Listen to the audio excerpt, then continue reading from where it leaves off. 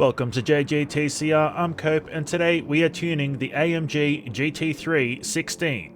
Let's get into it. This is a race car, so straight out of the gate it handles very well. It is a well-balanced vehicle which improves upon what was built by its predecessors. At the same time, it also manages to feel similar, if not the same, as the previous renditions when driving. So from that aspect, the handling characteristics have not changed that much at all. When exiting corners, if we roll onto the throttle, we can expect a decent amount of understeer. So if we want to clear the turn without mowing the lawn, it's best to wait until we are almost dead straight before we get back on full throttle. If we do choose to be more aggressive with our throttle inputs, we can expect some wheel spin and some sideways action. Thanks to the copious amounts of downforce, the drift is always easy to manage. As is the case with most of these AMG race cars, they seem most happy and agile in the low RPM range. The higher we push in the RPM range, the more unstable and unmanageable they become. Let's jump ahead and collect our time.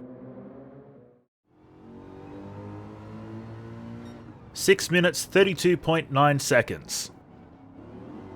It's tune time. The default tunes on race cars are relatively solid, so when it comes to tuning, it's all about the personal racing style. And if I wanted the vehicle I was driving to feel like a Porsche, I would just drive a Porsche. As such, we have done the best we can to minimize the understeer and get more of a front-engine rear-wheel drive feel when behind the wheel. We dip the nose of the vehicle using the body height adjustment. Making the nose lower than the tail shifts the weight forward. Our front camber angle was adjusted to 4.2. This gives us more grip up front when cornering under load. Our front downforce is also maxed to pin us to the road and give us more grip. This seemed good enough to get a good drive out of the vehicle. However, if more front grip is required, adding ballast of 30 to 40 kilos up front at a ballast positioning of -35 should suffice.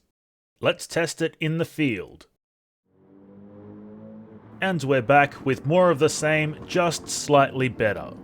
More power, more speed, better handling, and better braking.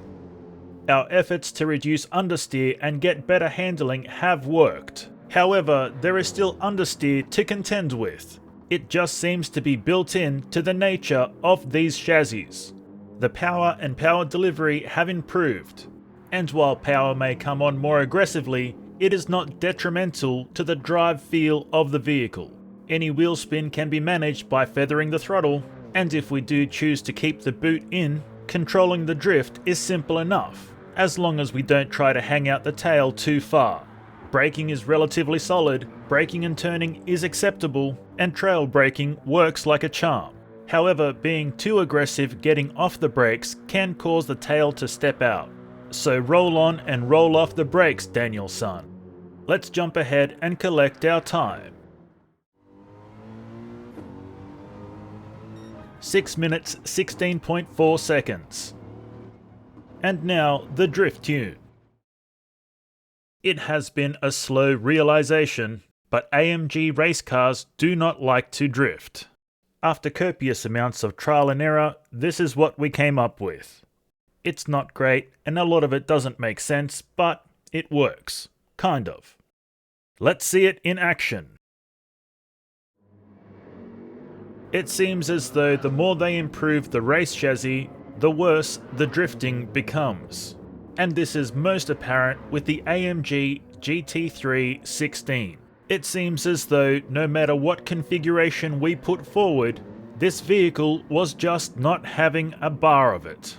Every adjustment we made to stabilize this AMG resulted in adverse effects. The end result is that we made the drift tune so safe that it feels like it doesn't want to drift at all. Initiating a drift feels very forced, as this AMG bites and claws its way back to grip. During the drift itself, it feels very unstable. It is a very fine line between holding the drift and spinning out. Adversely, the same can be said about the grip, which is fighting to regain control at every moment during drift. While we can take on this drift challenge in a closed environment like a time trial, it is not recommended to use in public lobbies as there just isn't the control needed to deal with traffic and the ever-changing landscape of a drift pass. Much like its predecessors, the AMG GT3 16 is purely a race car. In this arena, it performs very well in factory trim and even better when modified.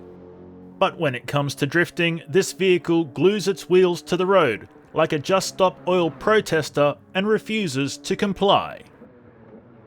And that's all we have for you today, so until next time, keep racing.